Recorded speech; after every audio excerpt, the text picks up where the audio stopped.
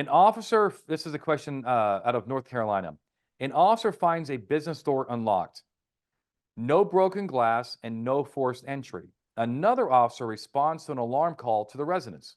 Wait, hold on. Why is this a business? An officer finds a business door unlocked, no broken glass. Another officer responds to an alarm. I feel like these are separate things here. It looks like we got going. Both ways. Oh, okay. Oh, Gotcha. okay. So one's a business door unlocked. One is a residence. Unlocked door, no forced entry. Okay, so basically, I think we're just trying to, hey, what's the baseline here? Okay. One's a business alarm, one's a residence alarm, but there's no signs of forced entry either one, right? Right. Can an officer go in and look in closets under beds to see if anyone's in the residence or the business? It's not the best worded question, but I understand what the cop means. Yeah. So when we look at these alarm calls, I think there's something to be said when you put an alarm on your house or your business that when it goes off, you're hoping for, well, at least the security guards to come by or whatever the security agency, but also hope to get ABT and so forth. Yeah, but also to get a response from your police agency. There's some kind of, implied, come check out my stuff thing there.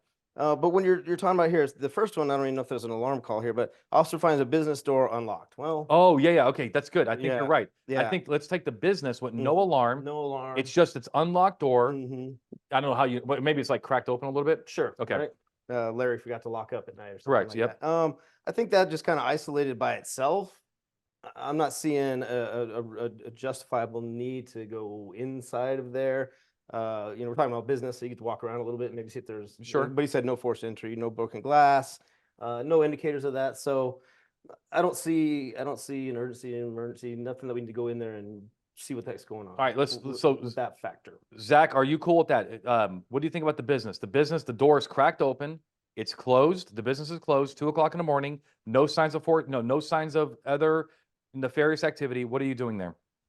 I'm not going in on those facts by themselves. I'm calling see if we got an RP, a key holder, somebody we can talk to. But Announcements. Yep. Maybe announce through the door, but call somebody out. But if you got nothing, you got no odd car, you Nope. got no history of the car being or the resident or the business being burglarized. You got nothing like that. We're not going in. I mean, Leave a note on the door and say hey, we were were here. Or you are cool with locking the door? Reaching around and locking it. I don't see it. Yeah, I don't see any issue with that. No. Yeah, of course. I mean, if they complain like, oh man, I didn't have a key to that, now I'm locked out, then that'll be a tort claim if we want to go that route. We'll have to set up a Amanda. That's funny. What'd she say? So I've done that before. Close business at night. Hey, can we get canine around? Whatever. More factors. Broken glass. Metro police sound off. We'll send in the dog. You've done the barking? I've done the barking too. I was chasing this guy, and I'm not a good runner, but I was chasing this guy, and I started barking like a dog, and I was hoping that he would stop. He probably, it sounded like probably a Chihuahua or something. We'll have to do a demonstration webinar sometime. How to bark. I'll show you how to lock a door with a plastic grocery bag with a deadbolt. You loop it on the inside, and you close the door, and you pull it through, and it pulls the deadbolt over. That's awesome. Locked door. That's awesome. Okay, now what about the residents? This is more. So the residents that we have the alarm. Yep. Okay, we got the alarm going off. Unlocked door, no signs of forced entry. The same thing. We talk about like an alarm, and is there some other factor like you said? Is there a car? Is there a neighbor saying, hey, they're out of town, there shouldn't be anybody around? We saw somebody out there earlier. There's no signs of forced entry. I still want to see just a little bit more. We're going in, like I say, going inside there, looking in closets, under beds, type thing. Give me that alarm plus something a little more to make that entry. Something more than just an alarm. Is that because 98% of these are false alarms? That's a lot to do with. Is that because of your experience says that these are probably bogus and it's probably not worth killing a homeowner? And surprising them. What do you think, Zach? What's your move here?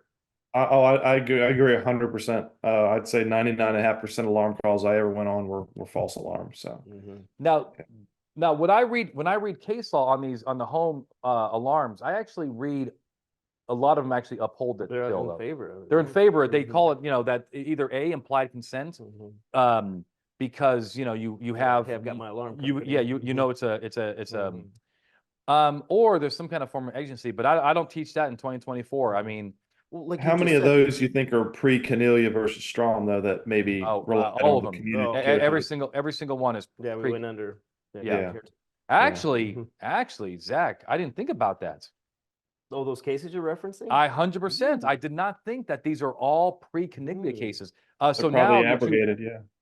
now that you opened that door and you Yeah. brought in some case law and dropped some knowledge, now Ooh, explain like to that. our viewers Yeah. here, what is that case in a nutshell? Yeah. Why did you bring up that case and why is it Yeah, important to our so discussion? Caniglia, Cornelia, whatever That's it is, good. versus Strom was the case where the Supreme Court held that the community caretaking exception does not apply to home entry. It originated with the vehicles in Dabrowski, but a significant number of the lower courts, state and federal courts had upheld home entries under the community caretaking exception. And the court said categorically it does not apply to homes. So we're left with the emergency aid exception, which is similar, but there are you need probable cause or something close to that effect. Close to it, yeah. That someone is in need of immediate assistance inside the house or substantial property damage is about to occur. Yep. Yeah. So Yeah, or in all protect, those cases, it's substantial property damage, or protect people's property, but protect their Yeah. property from theft, Mhm. and we don't have those facts. Mhm. And again, Right. let's be real here. The vast majority of these calls are absolutely bogus, and people don't know how to turn off their alarm, or somebody's checking on the house and they don't know how to turn it off. Okay, No, but Hey. like you said, the outcome, the alternative of yeah, it's giving, not the worth it. homeowner, bad deal. Okay, hey, that was good, man. That was awesome. I'm glad you brought Cornelia, and that's a good twist. Okay,